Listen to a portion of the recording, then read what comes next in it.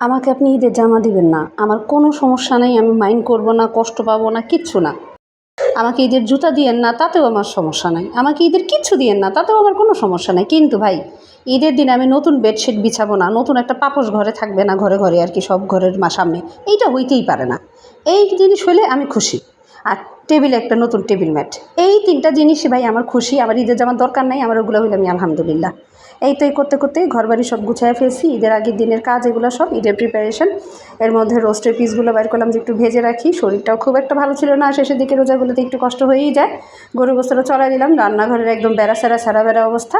এই ফাঁকে এক হাতে নিয়েছি কী বলে এটারে, মোবাইলের স্ট্যান্ড, আর এক হাতে কাজ করতেছি, এমন একটা অবস্থা। ওই হাত ধরে ধরে এই হাতে রোস্টের পিসগুলো ভেজে রাখবো, ভেজে আমি ডিপে রেখে দিব। ঈদের দিন আমি রোস্টটা রান্না করব। রোস্টটা আসলে অনেকবার জাল দিলে রোস্টের মূল টেস্টটা নষ্ট হয়ে যায়, যার কারণে রোস্টটা আমি ঈদের দিনই প্রেফার করি রান্না করার। গরু গোস্ত যেহেতু 2-3বার জাল দিলে প্রবলেম নেই, যার কারণে এটা আমি একদিন আগেই রান্না করে রেখে দিই। এই রান্নার অর্ধেক করে আবার ওই দিক দিয়ে খালা ডাকতেছিল, খালা এদিকে আসেন দেখা যান। খালারই দিয়েছিলাম বিছাইতে, কারণ আমার ডাস্ট অ্যালার্জি আছে, সুন্দর করে আমি বিছাইতে পারি না। ঝাড়ু করার পরে আমার খারু হয়ে যায়, মানে হাঁচি শুরু হয়ে যায়। এই ফাঁকে আবার এই দিক থেকে সে পুডিংয়ের ইয়ে করতে নিয়েছিলাম সন্ধ্যাবেলায়। এই ফাঁকে টেবিলটা গুছাচ্ছিলাম, আইসা দেখি ওইটা প্যারা লো হয়ে গিয়েছে, ক্যারামেলটা ক্যারা পড়া হয়ে গেছে, সমস্যা নেই, একটু পড়া থাকলো ক্যারামেলে, কোনো প্রবলেম নেই। এরপরে ভোটা দেখে 5টা ডিম নিয়েছি।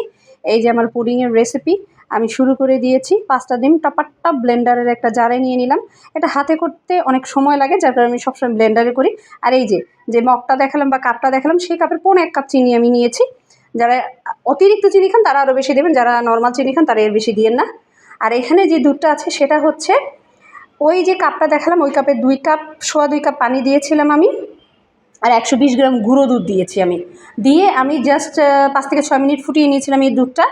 তারপরে এই যে ব্লেন্ডারে আমি ডিমটা আর চিনিটা সবসময় একটু ফোমি করে আমি ব্লেন্ডার করে, কুসুম গরম দুধ, আমি রিপিট করছি আবার, কুসুম গরম দুধে আপনার ওই ব্যাটারটা আমাকে ঢালতে হবে। আর একদম শেষে আমি একদমই ভুলে গিয়েছিলাম কী বলে এটারে, ভ্যানিলা এসেন্স দিতে।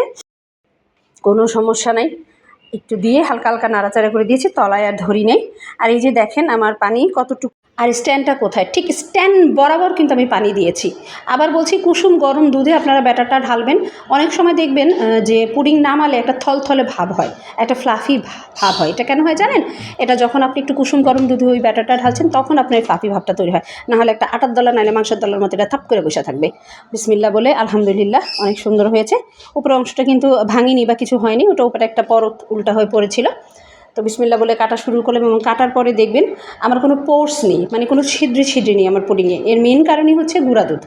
অনেক সময় নর্মাল দুধ জাল দিয়েও অনেক সুন্দর হয়, বাট এটা অনেক ধৈর্য লাগে। আমার এত ধৈর্য নাই ভাই।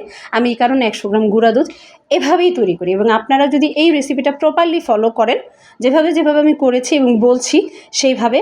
উপরে দেখছেন আমার খুব বেশি উঁচু নিচু কিন্তু নেই, একদম প্লেন আছে। এটার কারণ হচ্ছে চুলার জালটা একদম নিভু রাখতে হয়, পানিটা সমান্তরাল রাখতে হয়। ভালো লাগলে লাইক কমেন্ট শেয়ার করবেন। আল্লাহ হাফেজ।